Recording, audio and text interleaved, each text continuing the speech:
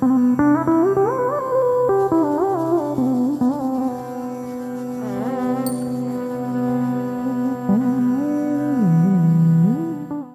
everyone, and welcome once again.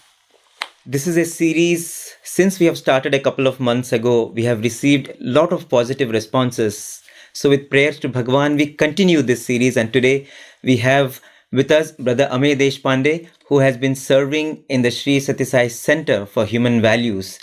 And this is what has been keeping Amey busy in the last 1 year. Swami inaugurated this beautiful center to disseminate human values in November 2017. So while this institution has been keeping Amey busy, what has been the basis of what is Amey is the Gayatri Mantra, which Bhagwan himself initiated him into many years ago when he performed his sacred thread ceremony, the Upanayana ceremony himself. So he has been very fortunate to receive Brahmopadesham from Swami directly. So, brother, you should share about that unique experience and that privilege. Yes, mind jogs back to 1989. I think it was in the mid-80s that my mother had seen a Samuhika Upanayanam ceremony. Mass Upanayanam. A Mass Upanayanam. And at that time she had made it she had decided that if at all anybody is to perform my son's Upanayanam, it will have to be Swami's only. So in 1988, when we had an interview, she had prayed to Bhagwan and she said, Swami, you should perform. And Swami immediately kind of agreed. Okay.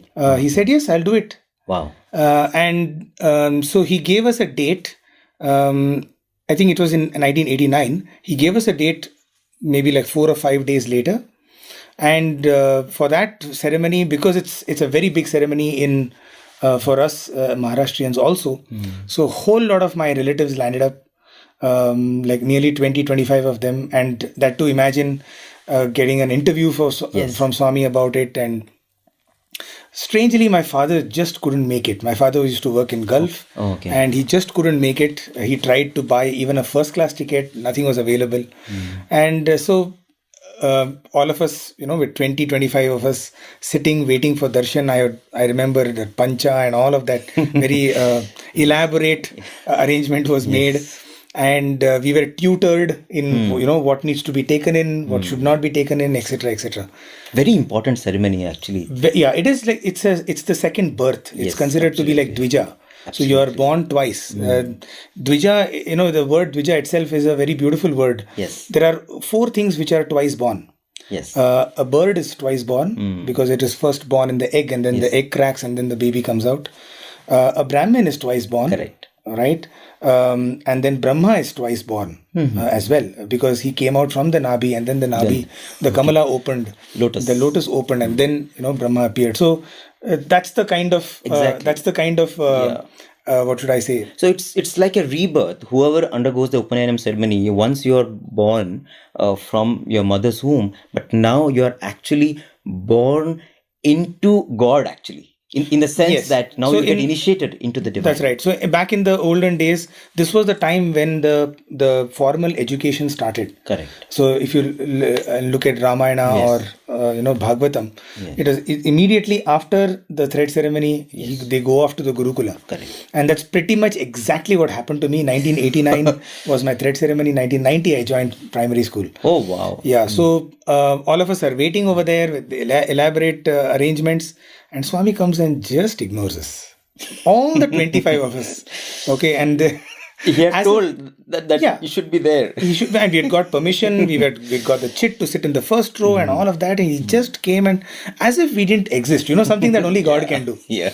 And so immediately after that, all of my relatives, they had. Our relatives, how they are, right? Yeah. I mean, with due respect to all of them, they had promptly booked the return tickets the same evening, because they thought the ceremony gets over. Yeah. And the date is fixed and everything. The date is fixed and everything is done, right? So everybody left. Oh, right? Left? Everybody left. And we were only 4 of us, my grandfather, my sister, my mother, and myself. Oh my God. Because we knew that you know, with Swami, it's never certain. Yeah. So His time zones and time scales are so exactly, different. when he says 3 days later, when is his 3 days going to happen? So we waited. All of the relatives left. In fact, my relatives at that time, they told my mother, it's okay, you know, we'll go in front of Lord Ganesha. On the same day, after the morning darshan, you know, I was crying and all of that. So it's okay, in front of Ganesha, we'll do it. It's equivalent to, you know, doing it in front of Swami. And my mother said, nothing doing. If you're going to do it, Swami is going to do it. Anyway, so 3 days later, absolutely, myself and my grandfather, in fact, had gone to Dharmavaram to book our return tickets. Okay, in those days, you have to go to Dharmavaram. Yeah. And in the morning, darshan is over. Just before bhajans, Swami comes out. My mother is sitting in the arches, the old arch days. And Swami walks up to my mother and says, Kidhar hai tum? Where are you? Where are you? I've been looking for you. You know, I told you I'll perform, you know, this. And my mother was like, okay, Swami. You can't even tell him, hello, we're there. You know, and you know, that's Swami's way of doing it. He'll just stump you. Yeah. Like, where were you? Like, Swami, where were you? You know? Anyway, so he said, this evening I'll perform. Right? And so probably he did not want all this paraphernalia and all. He hardly gave us any time. And my mother was even more panic stricken because the main Vatu is in Dharmavaram, right? And it used to take a good 2 hours to come back from Dharmavaram. And no mobiles. How does she even communicate to us that please come back by evening darshan time? And we have to do some kind of preparation, right? Before. Anyway, so we landed up at around 12 o'clock back, 12:30, and my mother is like, where are you guys? You know, Swami has told this evening he's going to perform.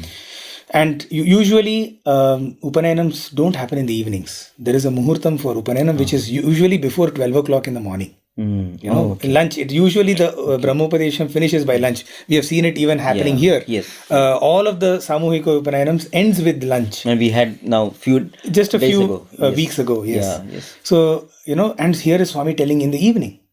And so we all sat and nothing. We did not prepare anything. Just one tray. Because some of the elders over here had told, take a thread with you, just in case. And then in the evening, you know, as soon as Swami comes out, and in fact, Swami told Shauri auntie that, you know, make them sit in the front where I can see them. And so as soon as Swami came out, you know, I saw my mother and sister going in, so I also went in. And yeah, and what followed was an extremely, almost a life-changing experience. Where, you know, it was just Swami sitting here, my mother and myself. It was my mother and myself. I was on the right hand side, and then Swami materialized the thread. Materialized the thread. Yeah, he materialized the thread, and then he explained the you know, the various things of the thread. Probably, I've done this, I think, in another interview as well. I think it's worth repeating because it's definitely so profound. Sure. So you know, he took the thread, and then each of the sacred thread is divided into 3. Right, so that there are 3 threads which go on to make the big thread, and each of those threads is made up of 3 threads. Yes. So Swami kind of held it on his finger, and then he says, do you know what is the meaning of this? So he said the first thread, which is made up of 3 threads, is Trikala.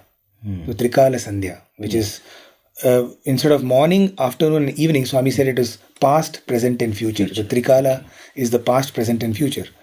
And then the middle thread, he said, is what is this? So that is Trimurti, Brahma, Vishnu, and Maheshwara. And then the third thread, he said, is the Trigunas, which is the Sattva, Rajas, and Tamas. Wow. And then Swami said, in all the 3 times, think about the Trimurtis and go beyond the Trigunas. Oh, wow. So, yeah, and that is how. So that is in how, all the 3 times, think about the Trimurtis and go beyond the Trigunas. Yeah. Wow. So that is how he explained the thread, and then he held. So usually the father and the mother hold the thread. So here it was Swami. My mother held the thread and he put it across. And then the Brahmopadesham usually is done in the ears, but for me it was not in the ears. It was open. Yeah, everybody else was sitting, and so Swami chanted Om. Bhur Bhuva Swaha, Bhur Bhuva Swaha.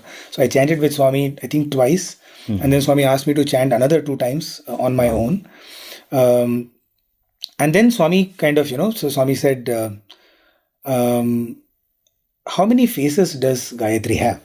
Now this is a Bal Vikas question. Yeah. Okay, I was a second group Bal Vikas. I'm doing pretty well, but in front of Swami it just goes blank. Yeah. And my mother is a Bal Vikas teacher, and so she's kind of prodding me, Panchamukhi Gayatri, Panchamukhi, and Swami says, hey, face, yeah. you keep quiet, let him see, So I'm like, and Swami says, Panchamukhi Gayatri. Okay, now then the second question which starts is, Swami says, what are the names of the faces of Gayatri? Now this was beyond syllabus. This was out of syllabus. My mother also did not know. Okay, then Swami said, Om Bhur Bhuva Swaha Tat Savitur Varenyam Bhargo Devasya Dhimahi Dhiyo Yona Prachodayat. So these are the 5 names of the faces, and You will think it is Savitri, Gayatri, Saraswati, but probably, yes. but I mean, these are so the 5 this is faces. something that when I stand opposite to Gayatri Mata here, I just move from left to right chanting that, and you can focus on every face. So this is something which is very beautiful. Then of course Swami asked, who is your Ishta Devata? Who is your favorite deity? And then again my mother said, say you. And then I was blank again. So then Swami materialized a pendant of Swami. Of himself. Of a silver pendant, and then gave it, and then of course. So your mother's wish was fulfilled in a way. The mother wanted you to say that Swami, you are everything, and Swami himself is creating a pendant of himself. Yes, and of course then he gave a Shivalinga also. But then the idea being that ever since that time, and then Swami went on to say, do Sandhya Vandanam. That is, the ritual which is connected to the thread ceremony. Do it 3 times a day. And then Swami went on to say, it was almost as if, he knew that this monkey is not going to do it. Right? So he says, even if you are not able to do Sandhya Vandanam, remember Gayatri, throughout the day. And chant Gayatri at least thrice a day. At least thrice. So he said in the morning when you are having bath, chant Gayatri. In the afternoon before food, you have chant Gayatri. And in the evening when you are having the evening bath, you chant Gayatri. So ever since, I don't know whether before that Gayatri was such an important part of my life, but I think since then she has become my go-to, like she's my constant companion. So constantly, it's almost perhaps become like something which happens unconsciously. Unfortunately, I have not reached that level yet. Okay. Where there's the conscious competence, the unconscious incompetence to conscious competence. So I'm probably somewhere, I would say, I've coined my own term. I can introduce it. Instead of constant integrated awareness, I call it periodic integrated awareness. So there are periods when you really intensely at least chant. Exactly. And especially when you're in trouble. So that is something perhaps you would have experienced any number of times, right? You are in trouble. You are suddenly in darkness, or you are suddenly in the face of such a huge adversity, and you pray to Gayatri and you see light. In fact, my go-to, like for anything, it could be, so I'm a pretty forgetful person. I keep my things all over the place, and then I don't remember where I've kept them. I'm sure a lot of us are like that. At least I want to satisfy myself saying that. But believe me, unbelievable things like, for example, I'll just give you a very small example. After I joined for MBA, right, I completed my MBA here, and I was joined in for MPhil. And I was lucky enough to be given the gold medal for the MPhil. Now, okay, that was a good part. The not so good part was that I was going to get my degree only if I submitted all my previous documents. That's a necessity of the administrative block. And I figured that I had lost my BCom. I had never even applied for my BCom degree. Okay. But if not my degree, at least I needed my marks cards. Okay, and I had completed my degree in 2000, and here I was in 2007 after working for a few years, finishing my MBA, then doing my MPhil, and I just did not have those mark sheets. Now, imagine when the controller of examinations told me that if you don't apply, you can't get the gold medal from Swami. I was like, oh my God. I went and I literally ransacked my house in Bangalore, looking for those marks cards. And I just couldn't find it. And I was at my wit's end because this is a moment and one thing is I don't deserve the gold medal, I'm sure, because MPhil is really not something a degree that, you can award a gold medal. But who cares? I'm getting something from Swami's hand on 22nd November. And, and that's it. I said, Swami, if you want this, only you can find out where going to Bangalore University is an unbelievably difficult job to do.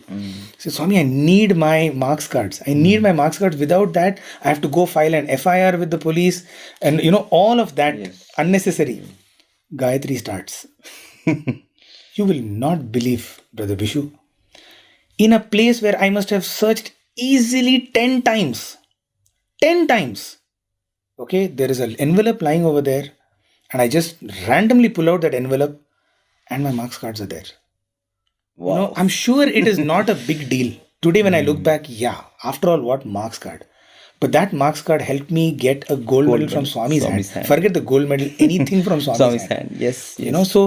It's some of these little things, and I strongly recommend you lose anything in life, anything. It could be peace of mind, it could be a piece of cloth. Okay, use Gayatri. I can guarantee you will find it. Yeah. And I think this is something that many of us have experienced.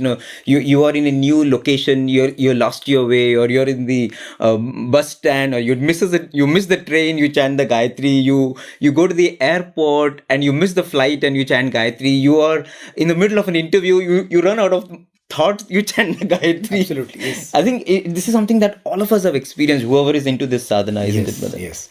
In fact, what I feel is, the way you can chant the Gayatri is, don't think about the problem at that time. Yes. That's one thing that I've kind of, it's probably because, Swami says, the voice of the Lord can be heard in the depths of the silence. And this Gayatri basically helps you to become silent.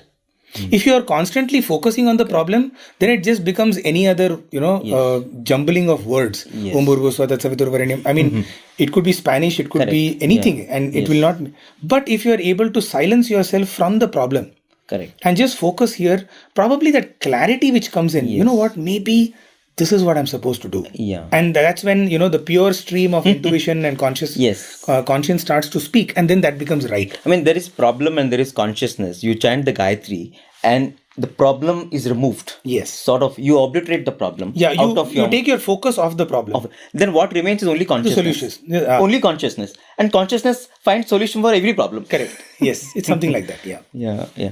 Brother, any other instance where you have experienced this power of Gayatri? Because I know there are many, big and small, but maybe one more. Yeah, but frankly, mine are not dramatic.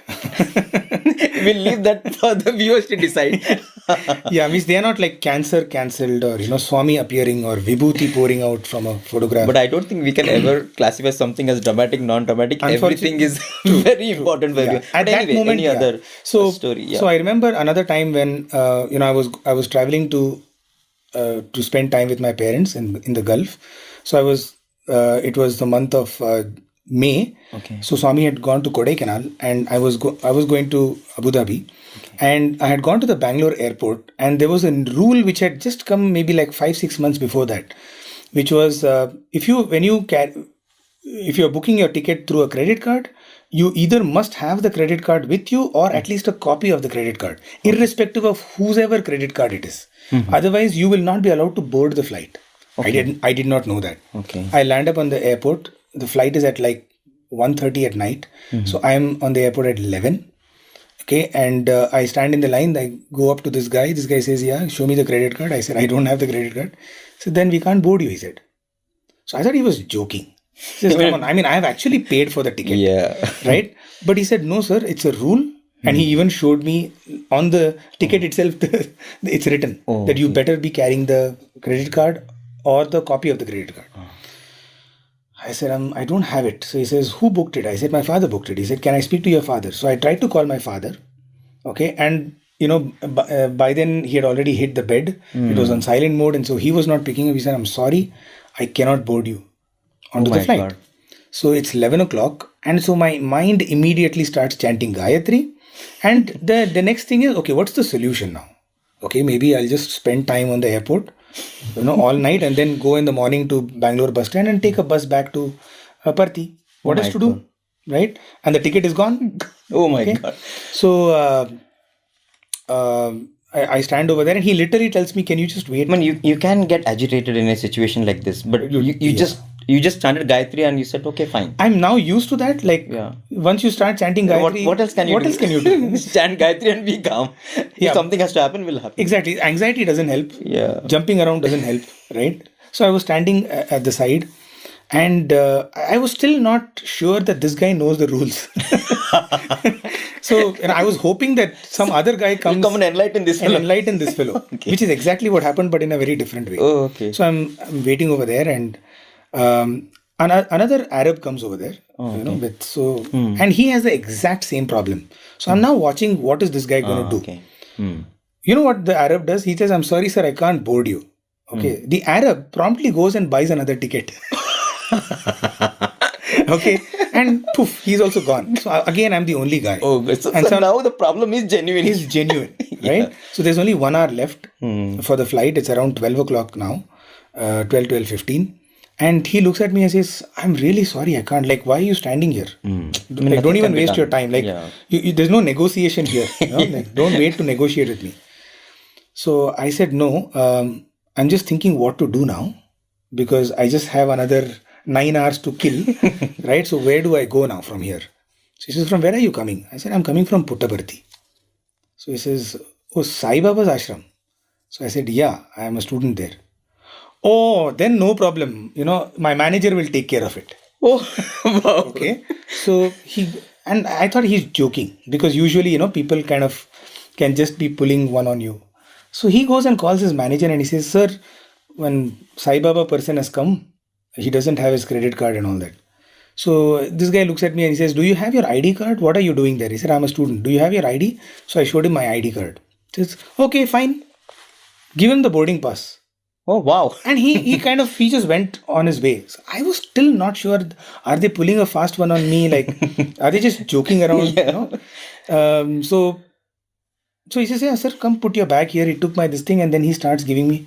I said, "Are you serious? Like, like what happened?" He said, "No, sir, see, it's about trust, sir." So that's when he explained to me, why credit card is. And so this manager comes back and he's standing next to him, because I'm the only guy now at the counter. Okay. And, I used to have a photograph of mine with Swamis. Okay. Kind of on the individual photo with Swami. The individual photo on my mobile phone. Okay. So I just showed him to tell him that, "Sir, I am truly a Swami student. Yeah, I'm like Swami's institute student at least."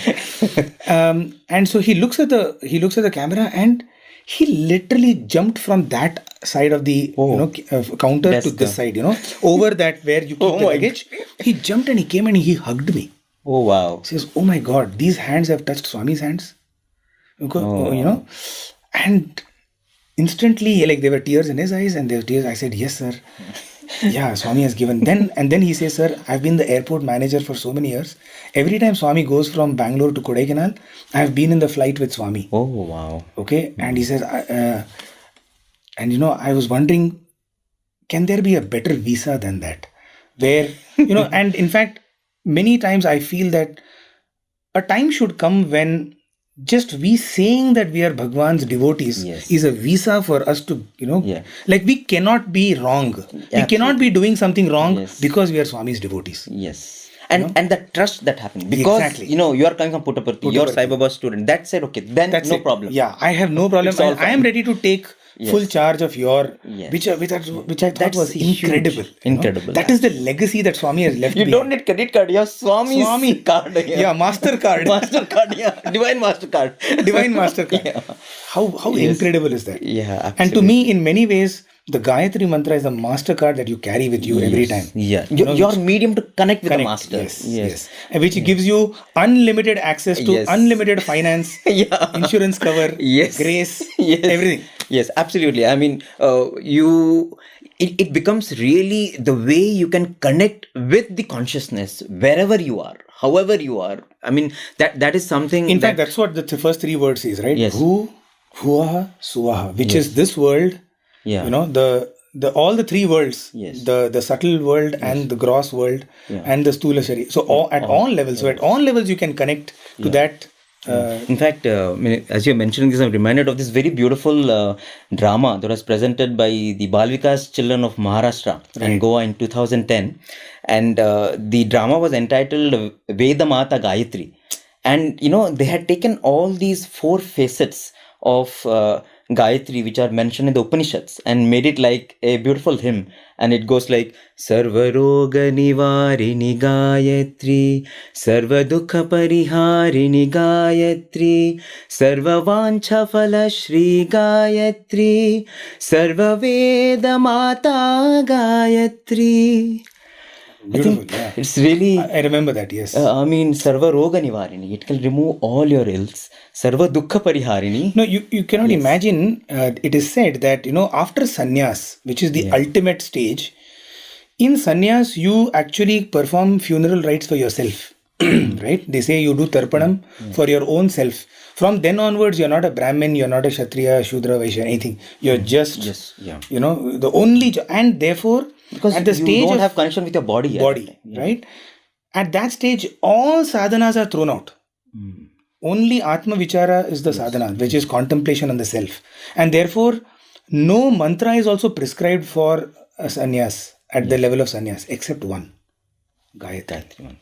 Gayatri is the only mantra which has the qualification for even a sannyasi to chant. That is why she is Chandasam Mata. She is the mother of all Vedas. Is Gayatri, because after you give up all the Vedas, you can still hold on to Gayatri. And I think, and the most beautiful thing is it is so universal. Anyone can chant. And that is the beauty of Indian culture. Right from the time a child starts thinking, we are initiating and equipping the child with this potent mantra, so that the connection with the divine sort of starts and it solidifies as you go by. Yeah, and the concept of the prachodayat, which is the prayer over there.